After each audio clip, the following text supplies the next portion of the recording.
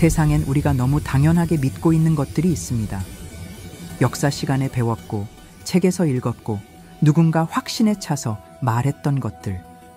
그런데 그중 절반 이상이 사실이 아니랍니다. 오늘 우리가 함께 들여다볼 이야기는 이겁니다. 거짓이 진실이 되어버린 이야기 10가지. 함께 한번 파헤쳐 볼까요? 당신이 알고 있던 세상이 조금 흔들릴지도 모릅니다. 먼저 역사상 가장 유명한 만건부터 시작해 봅시다. 빵이 없으면 케이크를 먹으면 되잖아. 마리 앙투아네트가 했다는 이 말, 다들 아시죠? 부자의 오만함을 상징하는 문장, 프랑스 혁명의 불씨가 됐다는 그 대사. 하지만 그녀는 그 말을 한 적이 없습니다. 그 문장은 그녀가 태어나기도 전에 철학자 루소가 쓴 책 속에 이미 등장합니다. 이름 모를 한 공주의 대사였어요. 후대 사람들이 부자 만건의 상징이 필요했고 그녀에게 덮어 씌운 거죠. 세기의 만건, 사실은 가짜 대사였습니다. 그리고 이 이야기, 키 작은 남자 콤플렉스의 원조 나폴롱. 우리는 그를 작은 황제라고 부릅니다. 하지만 그는 당시 기준으로 평균보다 조금 더 컸습니다. 약 168cm 정도였죠. 그럼 왜 작다는 오해가 생긴 걸까요? 오해의 원인은 단위 착오였어요. 영국 인치를 프랑스 피트로 잘못 계산한 겁니다. 그런데 이게 너무 밈으로 재밌어서 그대로 굳어버렸습니다. 진짜는 작은 황제가 아니라 작은 오해였던 거죠. 자, 이제 우리가 매일 먹는 음식 이야기입니다. 샌드위치. 카드게임 하면서 먹으려고 만든 백작의 음식. 누구나 이렇게 알고 있죠? 게으름의 상징처럼. 하지만 사실 샌드위치 백작은 노름꾼이 아니었습니다. 그는 해군 행정일을 밤새 맡던 과로형 워커홀릭이었어요. 손에 잉크가 묻지 않게 고기를 빵 사이에 넣어 먹은 게 시작이었죠. 샌드위치는 게으름의 상징이 아니라 일하는 사람의 음식이었습니다. 지금 우리가 급하게 먹는 그 샌드위치, 그 안에는 밤샘 근무의 역사가 담겨 있습니다. 그리고 이 우아한 단어, 에티켓. 우리는 이걸 예절, 매너의 상징이라 배웠습니다. 하지만 그 시작은 전혀 우아하지 않았어요. 17세기 베르사유 궁전 정원. 귀족들이 정원에서 아무데나 오줌을 쌌습니다. 정원사는 화가 났죠. 그래서 경고문을 세웠습니다. 에티켓, 여기 넘지 마시오. 그게 규칙을 지키라는 뜻이 되어 지금의 매너와 예절이 된 겁니다. 에티켓의 시작은 왕의 정원이 아니라 정원사의 분노였습니다. 자, 이제 어두운 이야기로 가볼까요? 드라큘라, 뱀파이어. 햇빛을 보면 죽는다고 알고 있죠? 하지만 그건 영화가 만들어낸 설정입니다. 원작 소설 속 드라큘라는 낮에도 활동했어요. 단지 힘이 약해질 뿐이었죠. 햇빛에 타 죽는다는 장면은 1922년 영화에서 처음 등장합니다. 그게 너무 극적이어서 모든 뱀파이어 이야기의 공식이 되어버렸습니다. 진짜 드라큘라는 헐리우드가 만든 게 아니었습니다. 이 단어, 우리 일상에 너무 자연스럽게 녹아든 단어. 쿨하다. 너 쿨하다.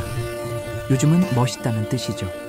하지만 1950년대 미국 재즈 문화에서 쿨하다는 말은 정반대였습니다. 감정이 없는 싸늘한 사람, 열정을 드러내지 않는 무표정한 태도를 의미했어요. 근데 그 태연함이 스타일처럼 보이자 멋짐의 상징으로 바뀐 겁니다. 쿨의 시작은 멋짐이 아니라 무표정함이었습니다. 감정을 숨기는 것이 어느새 매력이 되어버린 거죠. 그리고 이 무시무시한 상징, 해적의 두개골 깃발, 공포의 상징이라 알고 있죠? 하지만 진짜 해적들은 이 깃발로 다른 메시지를 보냈습니다.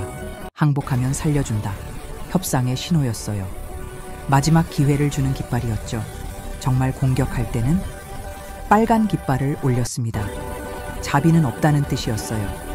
해적의 깃발은 죽음의 선언이 아니라 평화의 제안이었습니다.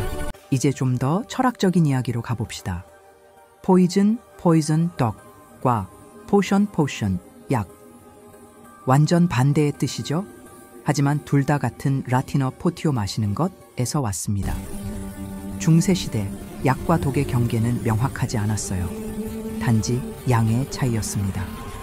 조금은 약이 되고 많이는 독이 되는 거죠. 선과 악도 한 모금 차이일지 모릅니다. 같은 물질이 누군가에겐 치료가 되고 누군가에겐 재앙이 되는 거죠. 혹시 눈치채셨나요? 시계 광고 사진을 보면 시간이 거의 항상 10시 10분입니다. 그건 단순한 우연이 아닙니다. 바늘이 웃는 얼굴을 만들어요. V자 모양으로요. 그리고 브랜드 로고를 가리지 않죠. 완벽한 구도입니다. 10시 10분은 인간의 무의식적 행복을 자극하는 완벽한 각도입니다. 우리는 그 미소를 보고 모르는 사이 좋은 감정을 느끼는 겁니다. 마지막 이야기입니다. 흰 웨딩드레스. 우리는 배웠습니다. 흰색은 순결의 상징이라고. 하지만 그건 마케팅이 만든 이미지예요. 빅토리아 여왕이 흰색 드레스를 입은 결혼식이 너무 화제가 됐습니다. 사람들은 생각했죠. 나도 왕처럼 결혼하고 싶다. 그렇게 트렌드가 생긴 겁니다. 순결이 아니라 유행이었습니다. 지금 전 세계 신부들이 입는 그 흰 드레스, 사실은 한 여왕의 패션 선택이 만든 전통입니다. 세상은 우리가 알고 있다고 믿게 만들어진 이야기들로 가득합니다.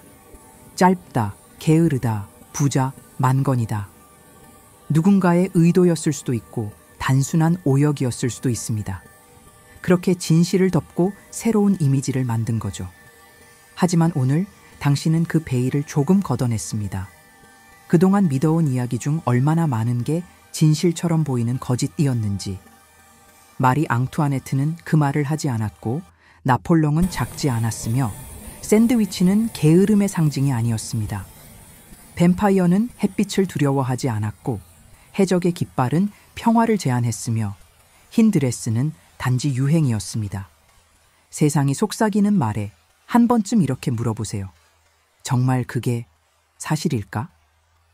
진실은 우리가 생각하는 것보다 훨씬 더 복잡하고 때로는 훨씬 더 흥미롭습니다.